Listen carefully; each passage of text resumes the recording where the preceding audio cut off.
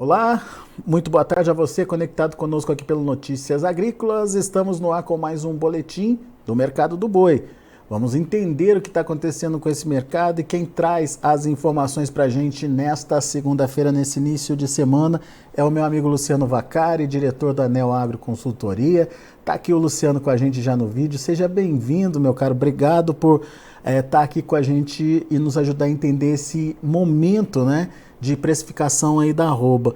E é um momento delicado para o pecuarista, porque ao mesmo tempo que ele vê aí uma pressão exercida sobre a arroba do boi, ele está olhando no horizonte, está vendo a possibilidade de entrada de mais animais aí, né, Luciano?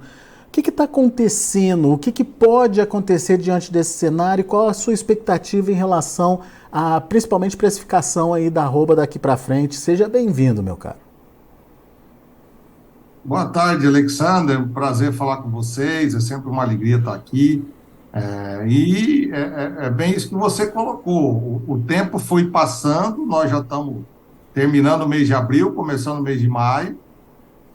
Já já a gente já vê aí o primeiro giro do confinamento batendo a porta das indústrias.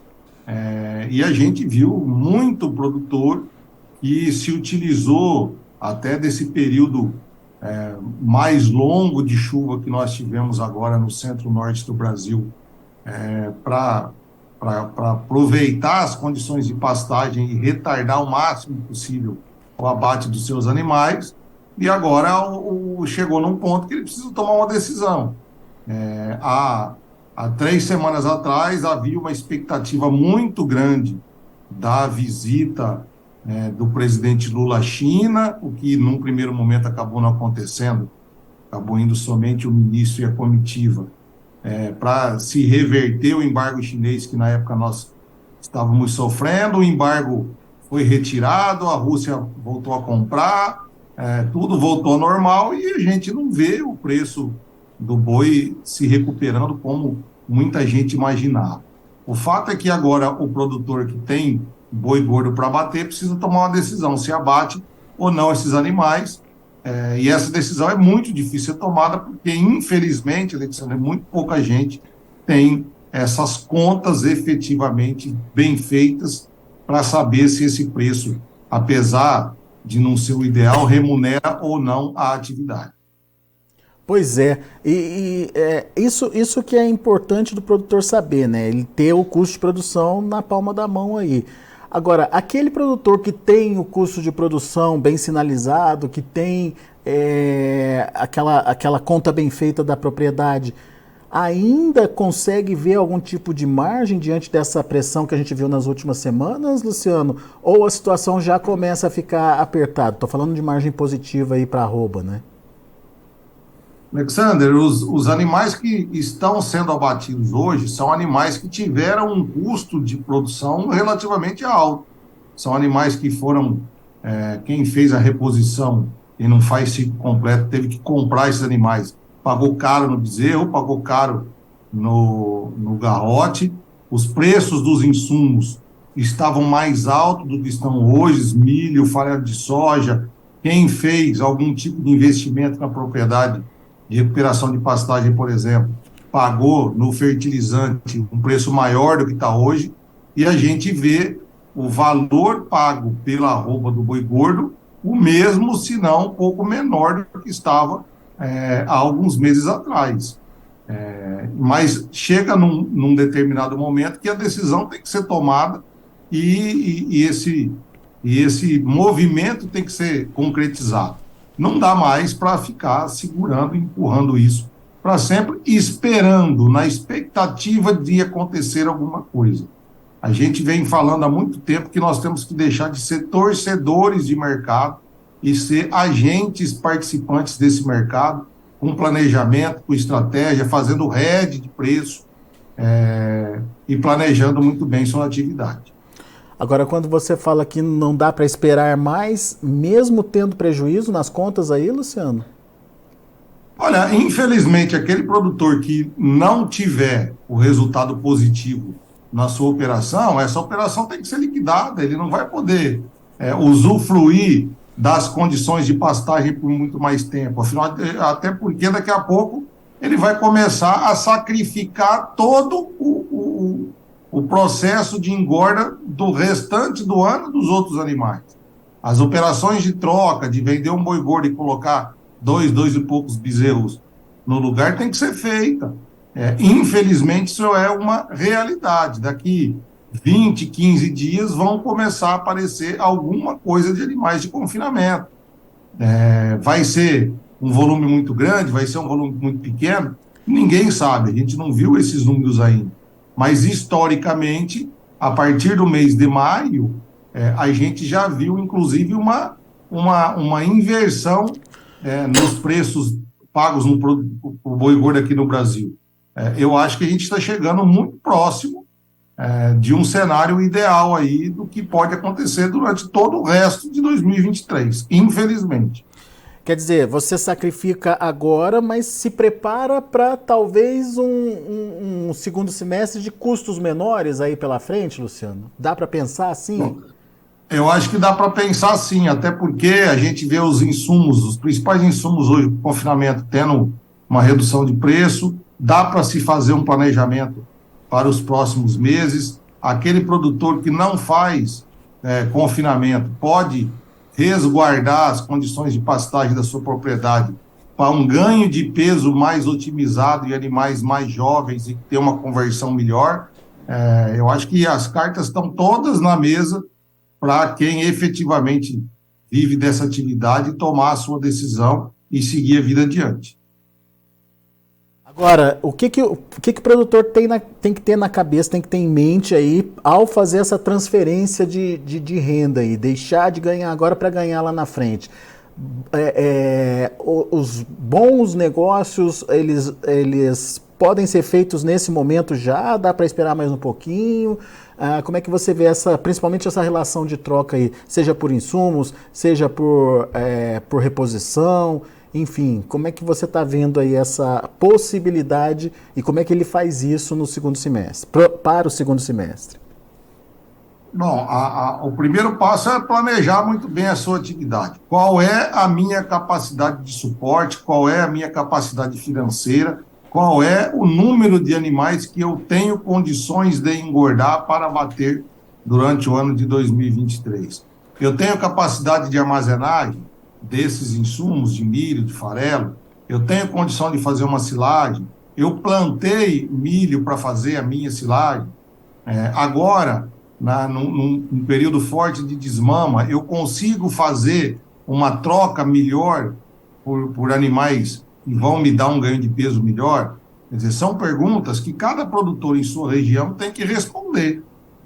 Ele não pode ficar à mercê do mercado, pegando o telefone e ligando para o comprador de boi todo dia, perguntando quanto é que ele está pagando no boi. Porque a cada dia ele vai estar oferecendo menos pelo seu boi, porque, infelizmente, Alexandre, o Brasil, apesar de já estar exportando mais de 2 milhões de toneladas de carne in natura por ano há algum tempo, não vê esse mercado sustentado como deveria. A gente não vê os preços reagindo como deveriam reagir. A gente não teve uma oferta tão grande assim de animais para não ter esse movimento que todo mundo esperava. E, infelizmente, a gente acaba nos restando olhar somente para o mercado interno, que, num curto prazo, a gente não vê expectativa de melhora. Ou seja, o que eu quero dizer com isso é que, fundamentalmente, não tem porquê o preço do boi melhorar num curto prazo de tempo. Então, façam suas operações, façam suas contas e tomem suas decisões. É o que tem. O que você está dizendo, Luciano, me corrija se eu estiver errado, o processo agora é inverso. Não adianta esperar pela alta da arroba, mas vale a pena se planejar e se programar para reduzir o seu custo de produção, então. Dessa forma, você acaba garantindo aí pelo menos uma margem positiva para a sua atividade. É isso? Exatamente isso. Não tem, existem duas maneiras de melhorar a renda. Ou você vende mais caro, ou você produz mais barato. Nós não podemos mais ficar na expectativa de vender mais caro. Então, vamos fazer tudo o que é possível para se tentar produzir mais barato, aproveitando as oportunidades de mercado. A gente tem aí uma safra de milho sendo colhida, começando a ser colhida. A gente tem o dólar recuando, que pode trazer aí um impacto no preço das commodities e deixar, sobretudo, os derivados de soja mais baratos. A gente tem uma desmama se aproximando, que pode fazer com que a oferta de animais mais jovens aumente e melhore a conta do invernista, piorando a do criador. Quer dizer, são oportunidades que estão aí para se aproveitar e tentar produzir mais barato. Fazer do limão uma limonada, então, é essa a sugestão para o pecuarista nesse momento. Agora, vamos então imaginar um pouquinho mais adiante, Luciano. Passado esse momento de pressão de oferta, sem uma demanda, aí, como você bem colocou, principalmente a demanda interna ainda, né, dando conta desse aumento de oferta, para o segundo semestre, o retrato é outro? Dá para a gente esperar mais da demanda, na sua opinião? Ou ainda a gente vai ter que trabalhar com essa questão da regulação de custo, de produção? Vamos ter um patamar de arroba diferenciado ainda e pressionado ainda? Qual que é a sua expectativa para o segundo semestre? Alexander, a gente precisa olhar algumas coisas. Primeiro, nós falamos agora há pouco que o Brasil já vem há algum tempo exportando mais de 2 milhões de toneladas de carne in natura. Uhum. Que é que tem de notícia positiva de curto prazo ou de médio prazo no mercado internacional para acontecer o Brasil exportar mais do que isso? Eu acho que muito pouco. Talvez aí uma Coreia do Sul, alguma coisa lá dos Emirados Árabes, mas nada muito significativo. Então, do ponto de vista de demanda, a gente só resta para a gente uma melhora de mercado interno. Vai acontecer? Sinceramente, eu e todo brasileiro torce para que aconteça, mas são coisas que não dependem da gente, da vontade do produtor.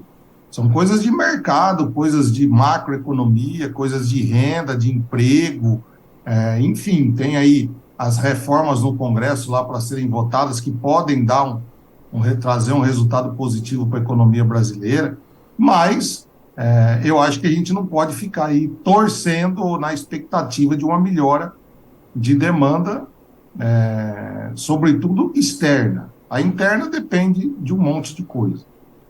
Do ponto de vista da oferta, a tendência é de que, apesar de a gente entrar no período de seca, de piores condições de pastagem, de uma diminuição de entrega de animais a pasto, a gente, por outro lado, tem um período de entrega maior de animais de confinamento.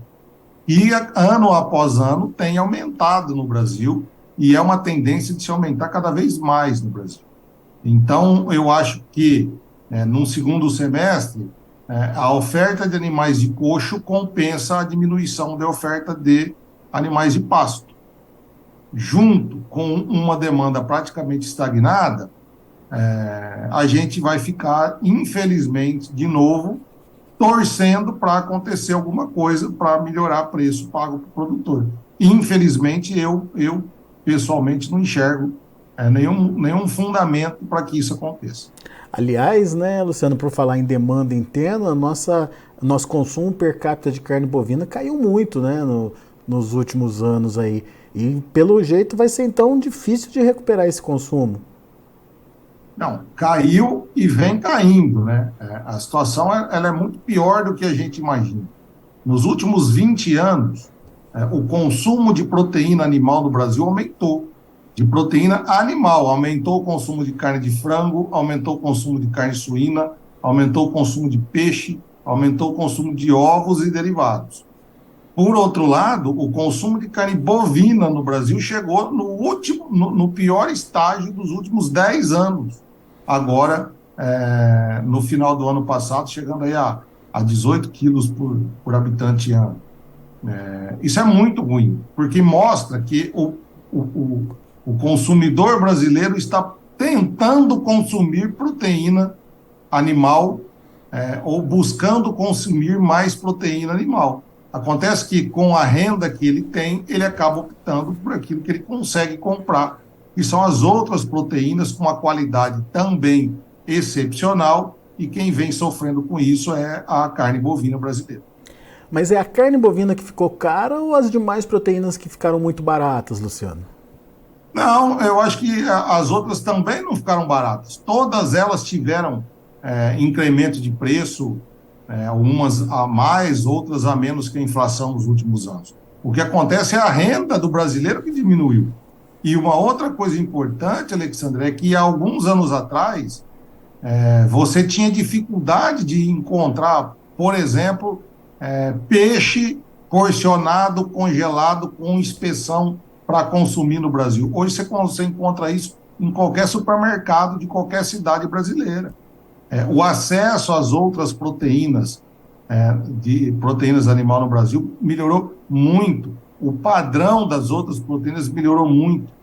Então, uma certa vantagem que a carne bovina tinha de ser encontrada em qualquer açougue, hoje você também encontra as outras proteínas em qualquer supermercado.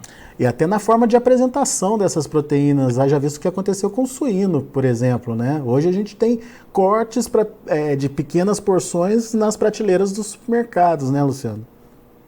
Exatamente. Então, não é o correto, não é o mais correto justificar por conta do preço. Eu acho que o correto é justificar por conta da renda e de acesso. Hoje, o consumidor tem muito mais acesso que tinha há algum tempo atrás e, infelizmente, a renda do brasileiro caiu muito nos últimos anos. Muito bom. Vamos acompanhar esse mercado mais de perto aí. Por enquanto, Luciano Vaccari, muito obrigado pela participação, por nos ajudar a entender um pouquinho de todo esse contexto que mostra realmente a explicação para esse cenário que a gente está vivendo, né? A gente tem aí um aumento de oferta, mas uma demanda que ainda patina. Se pelo menos a gente tivesse uma economia mais forte aí, consumindo essa carne aí, quem sabe o cenário fosse outro. Mas, por enquanto, não é isso que a gente está vendo, né? Vamos esperar para ver o que vem pela frente. Fica a nossa torcida aí para que, pelo menos, a renda no campo se mantenha, né, Luciano? Exatamente, esse é o desafio. A gente teve nos últimos anos muito bons de faturamento. Só que faturamento é totalmente diferente de renda. A gente teve um faturamento alto com custo de produção alto.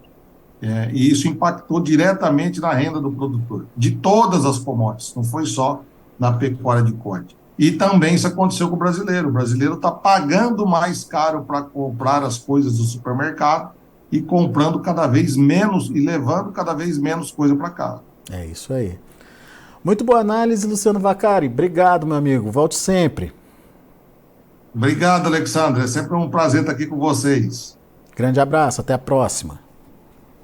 Tá aí Luciano Vaccari, direto lá de Cuiabá, direto da Neo Agro Consultoria, analisando esse mercado do boi para a gente.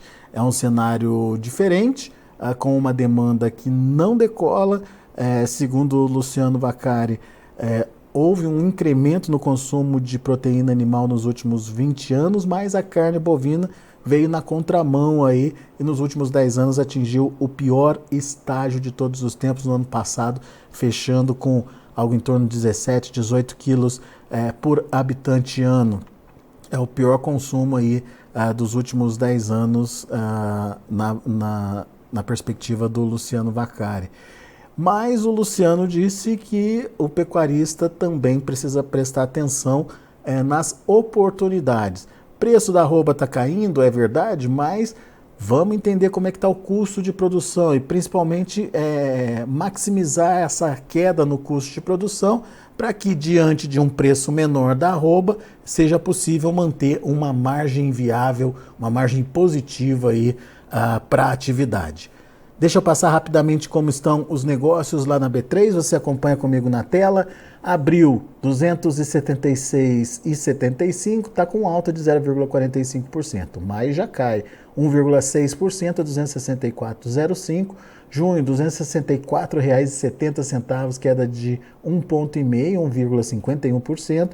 E o julho, R$ 267,20, queda de 1,84%, tudo já na casa dos R$ 260 os próximos vencimentos. O indicador CPEA fechou a última quinta-feira, antes lá do feriado, a R$ 285,40, teve uma alta de 2,51%. Mas vamos ver como é que se comporta na volta das notificações, das precificações aí, nesta segunda-feira. Exalc sempre liberando no final do dia aí o seu novo indicador, e assim que sai lá na Exalc a gente publica aqui no Notícias Agrícolas também, para você ficar bem informado.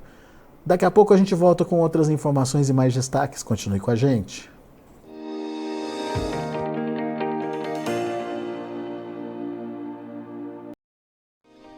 Se inscreva em nossas mídias sociais. No Facebook, Notícias Agrícolas. No Instagram, @Notícias Agrícolas. E em nosso Twitter, @Norteagri. E para não perder nenhum vídeo, não se esqueça de nos acompanhar no YouTube e na Twitch, Notícias Agrícolas Oficial.